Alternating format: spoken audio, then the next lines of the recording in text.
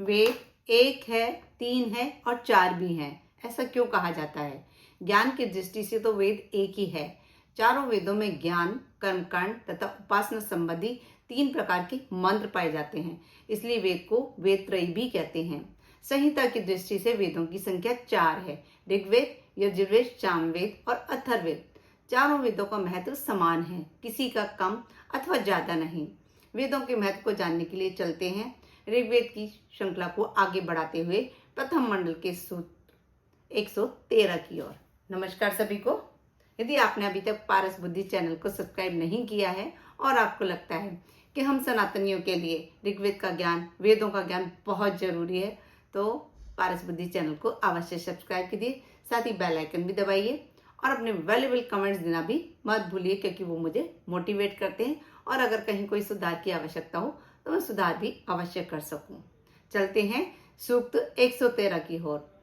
इसके ऋषि हैं कुश आंगिरस, छंद है तुष्ट और देवता है ऊषा।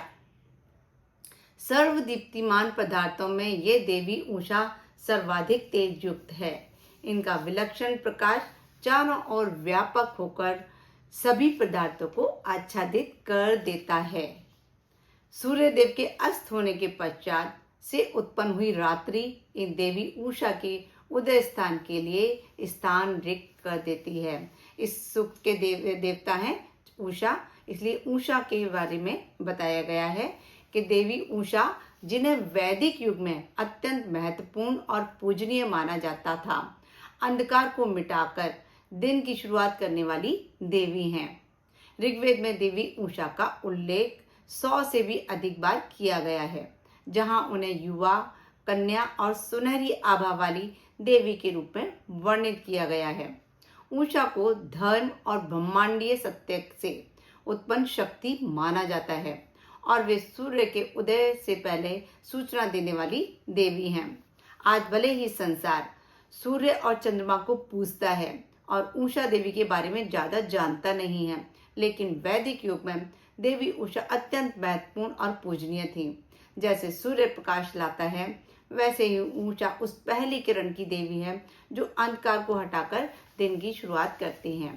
वह केवल एक प्राकृतिक घटना नहीं, बल्कि एक दिव्य चेतना है, जो हिंदू धर्म की एक प्राचीन वैदिक देवी है, जिन्हें सुबह, प्रकाश और नई शुरुआतों की देवी माना जाता है।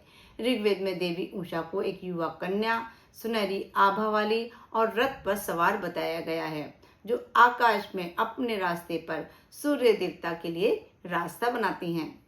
देवी ऊषा ऋग्वेद में सबसे श्रेष्ठ देवी है। वेदों के कुछ सुंदर भजन उन्हें समर्पित हैं, इसलिए ऊषा को बहुत ही सुंदर वर्णन किया गया है और हमें ऊषा के महत्व को समझना चाहिए। यदि हमने ऊषा के महत्व को समझ लिया तो हमारी बहुत सी समस्याएं आसानी से हल हो जाएंगी। तेजस्वी देवी ऊषा उज्जवल पुत्र को लेकर प्रकट हुई और काले रंग की रात्रि ने उसे स्थान दिया है। देवी ऊषा और रात्रि दोनों सूर्यदेव के साथ समान सखा भाव से युक्त हैं। दोनों अविनाशी और क्रमशः एक के पीछे एक आकाश में विचरण करती हैं तथा एक दूसरे के प्रभाव को नष्ट करने वाली हैं। रात्रि और देवी ऊषा का बहनों जैसा एक ही मार्ग है तथा वे अंतहीन हैं। उस मार्ग से होकर देवी ऊषा और रात्रि द्वैतमान सूर्य से अनुप्राणित होकर क्रमशः एक के पीछे एक चलती है।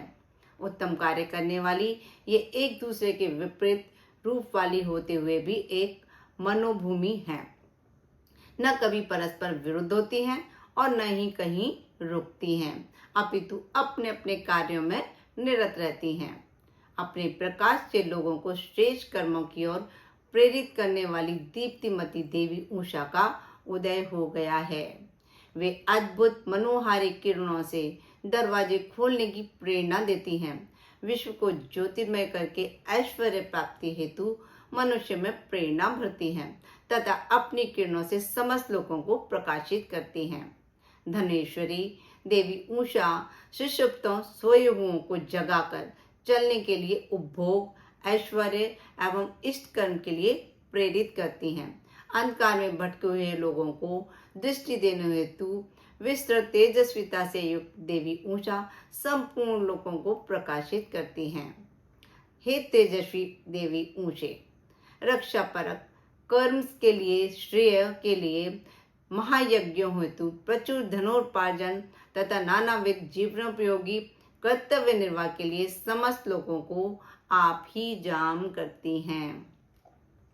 ये स्वर्ग कन्या देवी उषा अंधेरे को भगाती हुई उदित हो गई हैं।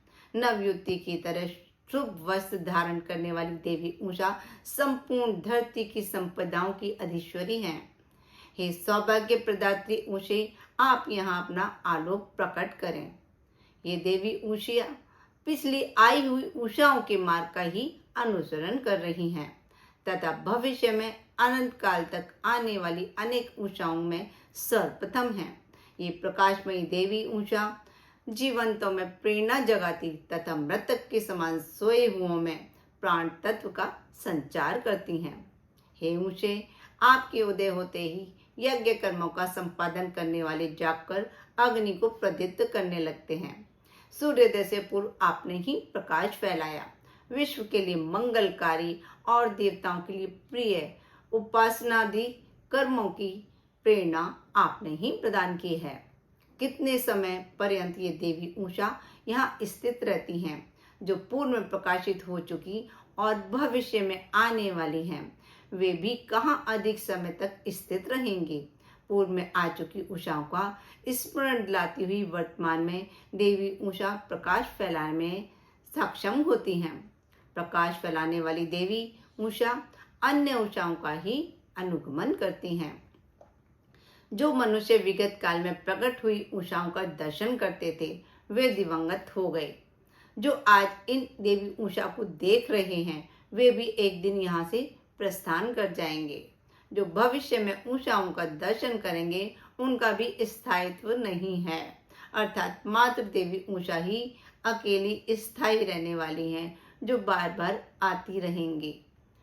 अज्ञान अंधकार रूपी शत्रुओं का विनाश करने वाली, सत्य के विस्तार हेतु ही प्रकट होने वाली, सत्य का अनुपालन करने वाली, सुखप्रद वाणी की प्रेरक, श्रेष्ठ कल्याणकारी, देवों की संतुष्टि हेतु यज्ञ कर्मों की प्रेरक, अति श्रेष्ठ गुणों से युक्त हे उषे, आप यहाँ प्रकाशमान हो। देवी उषा विगत काल में हमेशा प्रकाशित होती रही हैं। धनेश्वरी देवी उषा आज इस विश्व को प्रकाशमान कर रही हैं तथा भविष्य में भी प्रकाश देती रहेंगी। ऐसी ये देवी उषा तीनों कालों में प्रकाशमान होने से अजर अमर हैं। अपनी धारण की गई क्षमताओं से ये देवी उषा सदा चलायमान है। देवी उषा अपनी तेजस्वी रश्मियों से आकाश की सभी दिशाओं में प्रकाशित होती हैं। इन देवी उषा ने कृष्ण वर्ण की अंधकार को दूर कर दिया है। भली प्रकार रक्त वर्ण की किरणों रूपी अश्वों द्वारा खींचे गए रथ से ये देवी उषा आगमन करती हैं और सभी को जागृत करती हैं। देवी उषा को बहुत ही सुंदर वर्णन यहाँ पर दिया गया है। पौष्टिक और धारण करने योग्य उपयोगी धनों की प्रदात्री ये देवी उषा सबको प्रकाशित करती हुई अद्भुत मनोरम तेजस्विता को फैला रही हैं। वर्तमान देवी उषा विगत उषाओं में अंतिम है और आगत उषाओं में सर्वप्रथम है, अतः उत्तम रूप से प्रकाशित हो रही हैं। हे मनुष्यों, उठो, आलस्य त्याग कर उन्नति के मार्ग पर बढ़ चलो। प्रभात वेला में हमें प्राण रूपी जीवनी शक्ति का सघन संचार प्राप्त होता है। मोह रूपी अंधकार हटता है। ज्योतिर्मान सूर्यदेव आगे बढ़ते जाते हैं। देवी उषा सूर्यदेव के आगमन के निमित्त मार्ग बनाती जाती हैं। हम सभी उस आयु आरोग्यवर्धक जीवनी शक्ति को प्राप्त करें। ज्ञान संपन्न साधक दीप्तिमान उषाओं की प्रार्थना करते हुए शोभनीय तथा मनोरम स्तोत्रों का उच्चारण करते हैं। हे ऐश्वर्यशाली उषे, स्तुति करने वालों के हृदय में आप ज्ञान रूपी प्रकाश भर दें। हमारे लिए सुसंतति से युक्त जीवन और अनादि प्रदान करें। हविदाता मनुष्यों के लिए ये उषाएं संपूर्ण शक्तियों से युक्त कांतिमान रश्मियों से संपन्न होकर प्रकाशमान हो रही हैं। वायु के तुल्य तीव्र गतिशील स्रोत रूपी श्रेष्ठ वाणियों से प्रशंसित होकर जीवनी शक्ति प्रदान करने वाली ये उपाएं सोम यज्ञ संपादित करने वाले साधकों के समीप जाती हैं। हे देवी उषे, आप देवत्व का संचार करने से देव माता हैं, अदिति के मुख से समान तेजस्वी हैं। यज्ञ की ध्वजा के समान हे विस्तृत ऊंचे, आप विशेष रूप से प्रकाशित हो रही हैं। हमारे सद्ज्ञान की प्रशंसा करती हुई आलोकित हो। हे विश्ववंद ऊषे, हमें श्रेष्ठ मार्ग से उत्तम लोकों में ले चलें। जिन आश्चर्यजनक विभूतियों को उषाएं धारण करती हैं, वही विभूतियां यज्ञ का निर्वाह करने वाले यजमान के लिए कल्याणप्रद हों। मित्र, वरुण, अदिति, समुद्र, पृथ्वी और दिव्यलोक, ये सभी देवत्व संवर्तक धाराएं हमारी प्रार्थना को पूर्ण करें। ये हुआ सूक्त 113 और हम नेक्स्ट वीडियो में मिलते हैं सूक्त 114 के साथ। और इस वीडियो के माध्यम से हम उषा के महत्व को बहुत अच्छी तरह समझ पाए हैं, इसलिए हमें इसका आदर करना चाहिए। नमस्कार सभी को, खुश रहें, स्वस्थ रहें, मस्त रहें।